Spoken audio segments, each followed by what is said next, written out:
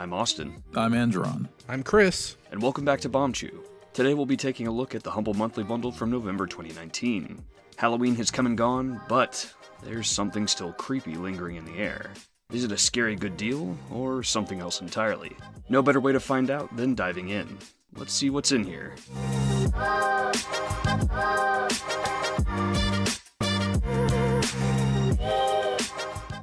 This month's Humble Original is Operator, and I'll come right out and say it. It sucks. This is intended to be a hacking game, but I'm 90% sure the game hasn't been finished. For one, this game has no music or sound outside of the drone you can fly around, assuming you can even get to the point where you fly it. It uses the default Unity icon. Oh, and the big one, the game is unplayable. You start off accepting a job to steal some plans from an evil company. As soon as you accept the job, blueprints for a building show up. Okay, what do I do with this? I'm connected to a terminal. You can type help to bring up a list of commands, but the only one that's helpful right now is scan, which looks for networks. Alright, we found a public network, let's connect. Password? I need a password? I bumble around trying to find any hint as to what the password might be, or if one of my other commands can crack it. But for the life of me, I cannot figure out this password.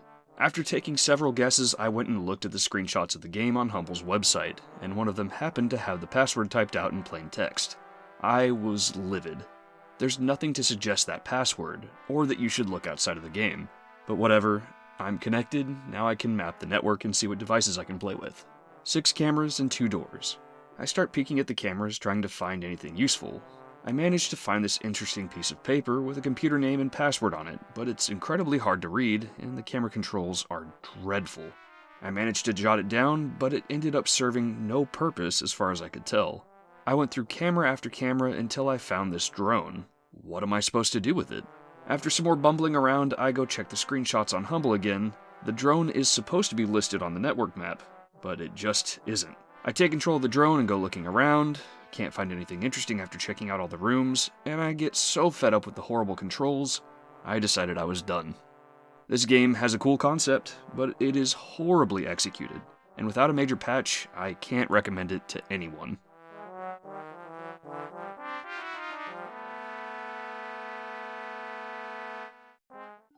Evergarden is a Zen puzzle game involving plants. Each turn, your plants can be used to spew seeds into adjacent tiles. Once you're ready, you'll end your turn and all your plants bloom.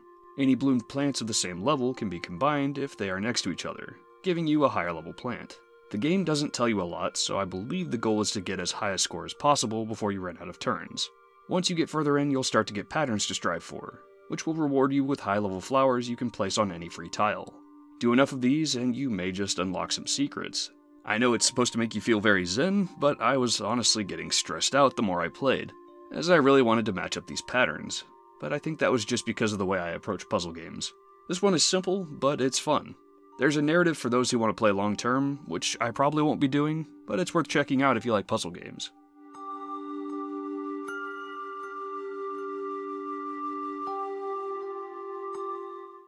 Shenmue I and II were originally released for the Dreamcast in 1999 and 2001 respectively. The first Shenmue follows the story of the young Ryo who witnesses his father's murder firsthand. Ryo awakes the next day with only one thing on his mind: revenge. Let me just say, I love Shenmue, but it is not an action game. Shenmue's game cycle revolves around Ryo searching for his father's murderer. As such, there's a lot less action than what people expect when first going into it. In fact, I'd say you're more of a detective than a fighter. Most of the game is spent finding and following up on leads, adding them to your journal, and getting into the occasional tussle. The detective angle is even more evident when navigating the town. There's no map readily available, forcing you to rely on your compass and memory to learn a lot about where things are.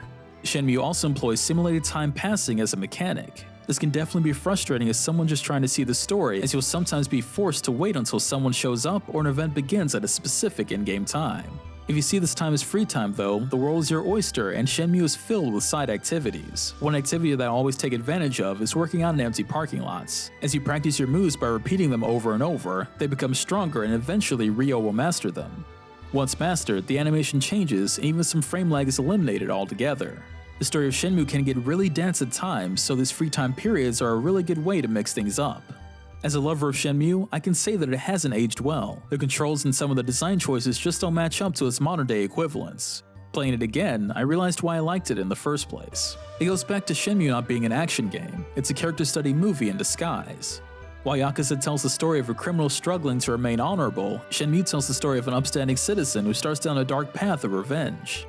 In the beginning of the game, we see Ryo, whose father is murdered, vow vengeance and assume he'll fall into the usual brooding and boring stereotypes. Not 10 minutes after leaving his house, the game subverts your expectation by showing Ryo help a little kid feed a kitten, then assist an elderly woman find their way. Throughout the rest of the story, you experience Ryo's day-to-day life as he deals with the loss of a parent yet still tries his hardest to be a good person to his friends and loved ones. After playing this game for a while, I think it's impossible not feel compelled to cheer Ryo on in his mission. So should you spend time playing Shenmue? If you're looking for something with lots of action, this isn't the game for you. If you're looking for a kung fu detective story though, absolutely give it a go.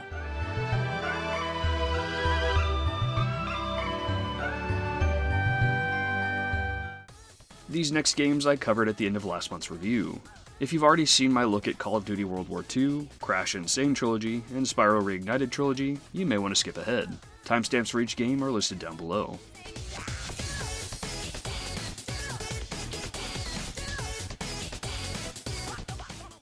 Call of Duty World War II is the fifth Call of Duty game to take place in World War II, and the first return to the setting since 2008. After a long string of games getting away from the series' initial historical setting, this served as a return to its roots. So how did it go? Well, there are basically 3 games here to look at, so let's judge them individually first. I don't have a ton of experience with Call of Duty campaigns, but going off some ancient memories, this campaign feels like the old World War II campaigns, as it's easy to die and there's often gunfire coming from enemies you can't see. I played on the normal difficulty and was frequently told only after dying that I was hurt and should seek cover. Deaths weren't very punishing or frustrating though, and checkpoints seemed generous. Everything, however, was pretty dull.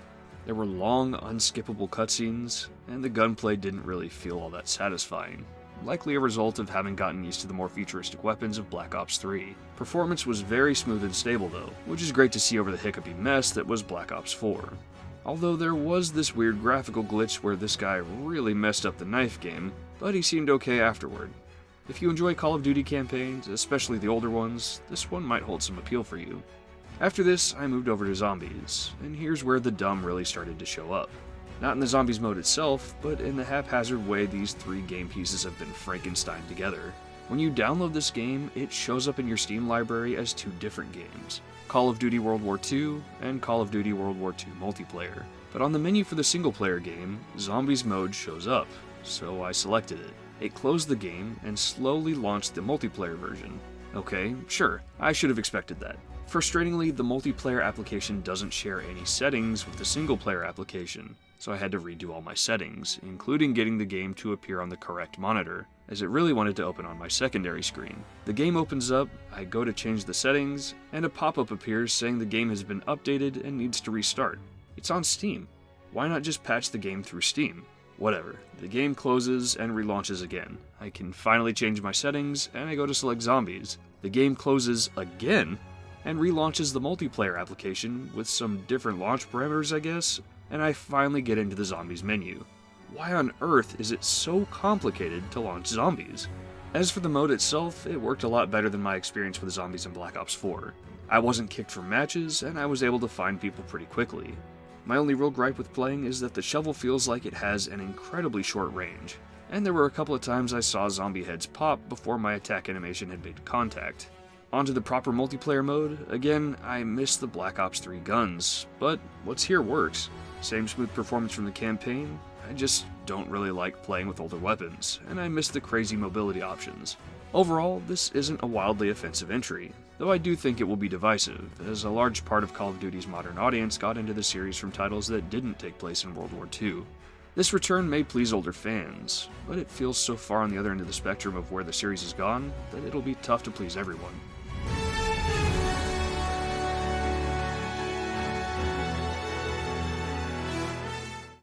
Crash Bandicoot and Sane Trilogy is a remaster of the first 3 Crash Bandicoot games from the PS1. You play as Crash, platforming and crate busting your way through levels. The main goal of each level is simply to make it to the end, though there are some gems to earn by finding them, by breaking every box in a given level, or completing some other challenge. Some of these can be cleverly hidden just off camera, or may require some tight timing and positioning to get safely. You can jump, spin, and dash, with some other level types showing up in the third game, such as this submarine level. Having never played the originals, I went through Crash 1 and got a 102% completion rating on it.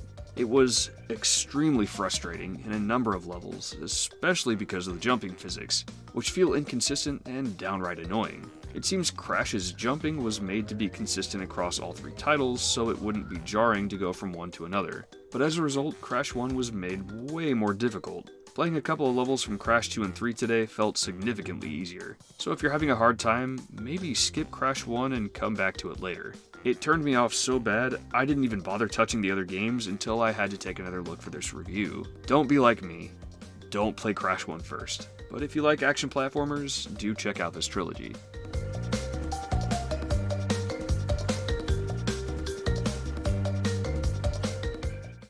Spyro Reignited Trilogy is, you guessed it, a remaster of the first three Spyro games from the PS1. Spyro has thankfully aged a little better across the board, with levels that encourage exploration and clever use of flying.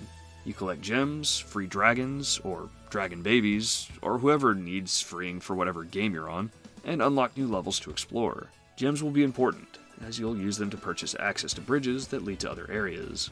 Your main moves are a running dash, a jump from which you can start gliding, and fire breath. The dash is fast and feels great, and gliding makes you feel less restricted, without being too powerful. Some levels will be one-off challenges, like getting to free fly around and trying to break several specific objects before time runs out, or hopping on a skateboard and using a skate park to hunt down lizards. Remember, these came out when Tony Hawk was all the rage. This one feels a lot more fun and a lot less frustrating right out of the gate, and I'm looking forward to diving further into both these series I missed out on as a kid.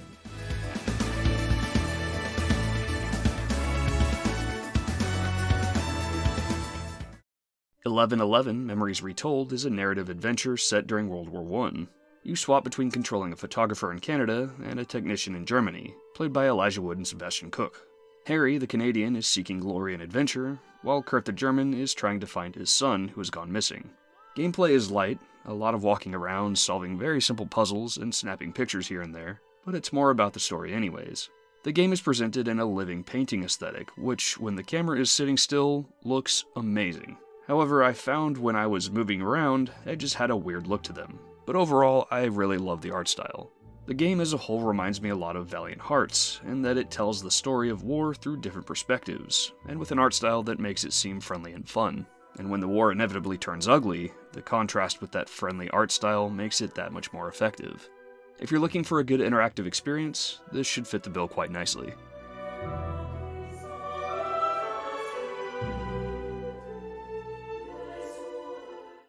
SYNTHETIK is a top-down roguelite shooter that's really difficult. You walk around with WASD and aim with the mouse. Your aim is represented by a circle with crosshairs. While moving around and aiming far away, your circle gets ginormous, representing the low accuracy you'll have. You're encouraged to stand still or get closer, and to pause a bit between shots to maintain high accuracy. The only problem with that is that you'll often be getting swarmed by bullets and enemies, requiring you to do a lot of running. In the midst of all that gunfire, you will also have to deal with a reload mechanic that adds a slight complication. When you want to reload, you first have to push E to eject the mag, then press R to start the reload. If you want to reload quickly, you can press R again with the right timing. This can get hectic very fast, and leaves you without the ability to shoot for what feels like an eternity. You can eject the mag before it's empty when you're standing in a safe spot, but any ammo left in it will be lost, and you'll have to deal with finding more. You have several different classes to choose from, which determine your skills and starting loadout.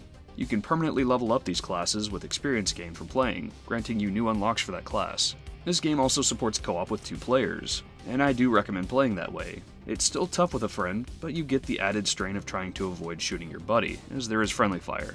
I had fun playing this. I don't know how much I want to keep playing it, but it was definitely fun and challenging.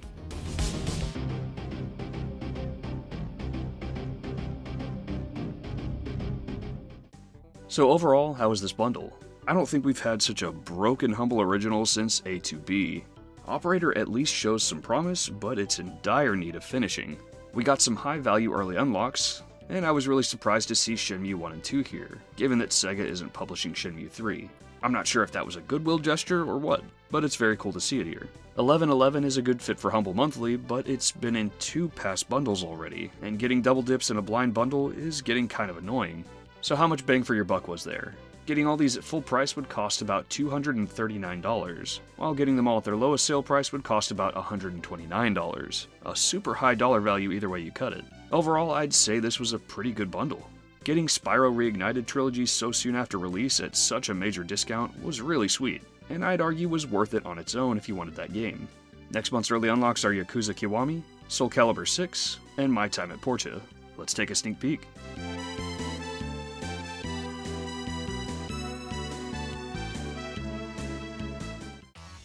Yakuza Kiwami is an action-adventure game, and is a remake of the original Yakuza. Yakuza was the series that was never really on my radar until earlier this year when, after a good amount of persuasion from Austin, I finally dove into Yakuza 0, and I fell in love. Yakuza Kiwami puts you in the shoes of Kazuma Kiryu, having taken the fall for his boss's murder. After spending time in prison, Kiryu is back on the streets of Kamurocho to try and put his life back together. The gameplay is divided between exploring Kamurocho, taking part in various side missions and minigames, as well as beating up plenty of thugs. Kiwami updates the original Yakuza in a lot of ways, with obviously improved graphics, a better translation, and re-recorded voice performances. Kiwami also brings over the gameplay improvements from Zero, like Kiryu's different fighting styles, as well as a more fluid open-world experience. This all serves to keep the spirit of the original Yakuza intact, while still updating it for a modern gaming audience. Yakuza Kiwami is the perfect response to the hit that was Yakuza 0, and serves as a great reason for fans both new and old to return to the start of Kiryu's story. I can't wait until I finish Yakuza 0 so I can come back to this one.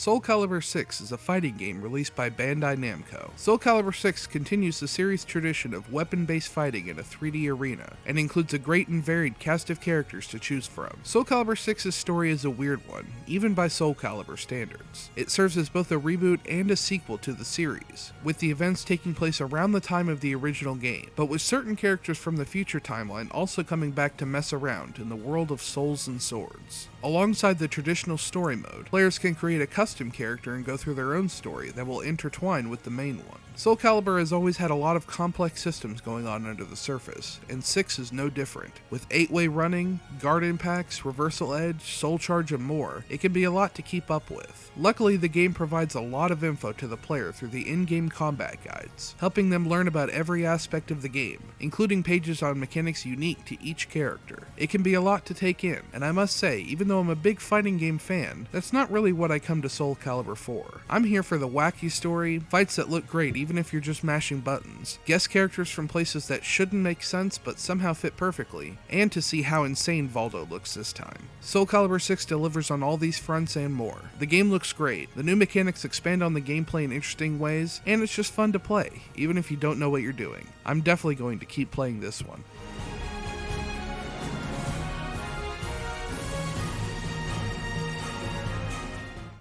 My Time at Portia is a gathering, crafting, and farming game similar to many others in the genre. You play as a new arrival to Portia where your pa owned a workshop. The mayor is more than happy to meet you and can't wait to get you started on your road to becoming a builder. That's about the most I got out of the story so far, and a game like this doesn't really need much. The biggest distinction I could see with My Time at Portia was how you can interact with the game's population. The first NPC I bumped into that wasn't the mayor was the lovely Emily, who had the option to spar with, give a gift to, or play rock paper scissors with. She did beat me pretty bad, but it was nice to have those options available to me without going through a huge ordeal. If you've ever played any other crafting, gathering, or farming game before though, everything you'd expect is here. Your character has a certain amount of stamina for activities like chopping wood or mining, there is a day-night cycle that determines when certain events happen and where NPCs are at any time of the day, and of course as you continue with the game, you get access to different recipes and tools that make your life easier. I would go into the crafting, gathering, and farming in more detail, but from what I've played so far, it's nothing new. Get the things, make the money, and I hope you don't get hopelessly addicted in the process. I will say that while not wholly original, the developers have done a great job polishing the mechanics to a point where an hour had passed and I barely even noticed. I could definitely see myself playing this a bit more later.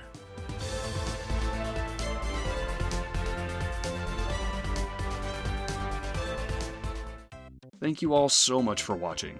If you're already subscribed, I want to give you a big thanks for joining the Bombchu crew. If you're not, please consider joining us. We are so close to hitting 5,000 subscribers, and it would be so cool to see it happen before the end of the year. It's totally free, and it helps us out a lot. Finally, a big thank you to Gabriel Skaggs, Michael Slater, Sort My Games, and all our patrons over on Patreon. Your support means the world to us. Thanks for watching, and we'll see you next time.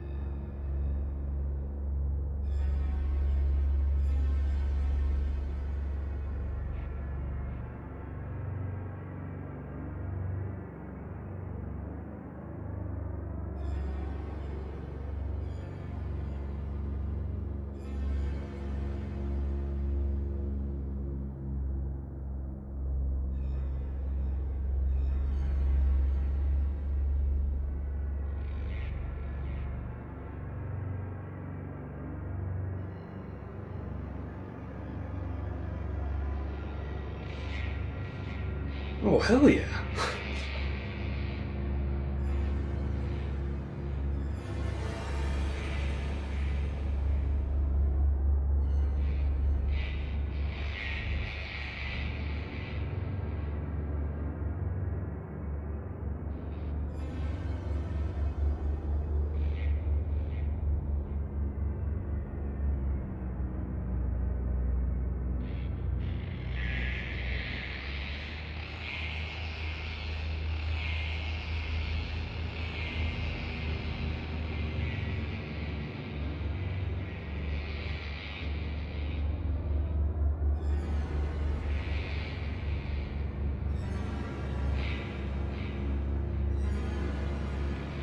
You didn't say my name.